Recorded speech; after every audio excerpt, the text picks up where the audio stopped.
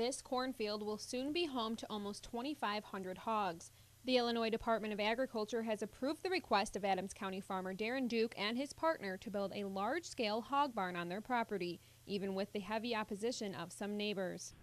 The number one concern for the neighbors was the number of animals that we were going to have there, and so we decided to scale back the operation to half of what we originally had anticipated or what we had permitted with the state of Illinois. So I think 2,480 head is what we currently intend on building at the site. Neighbors say this hog farm will affect more than just the environment. I'm concerned about the drastic drop in my property value.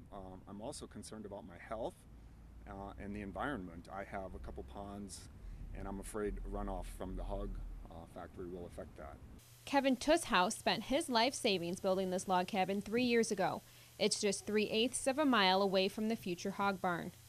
I can't imagine anybody ever wanting to buy my place at this point. Not that I want to sell it, but my life might become miserable up there, and maybe I won't even be able to stay. Jerry Gallimore has property just southwest of the future facility.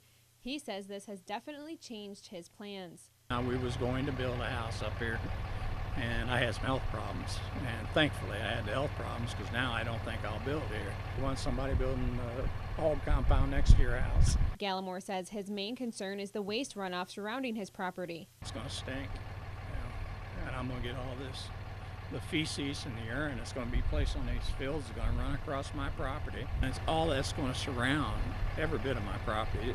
Duke says waste runoff isn't an issue. The waste will be injected into the soil and used as fertilizer for crops.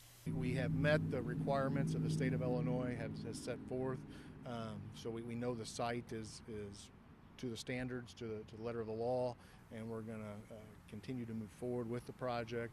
Catherine Tellez, KHQA News, Lima, Illinois.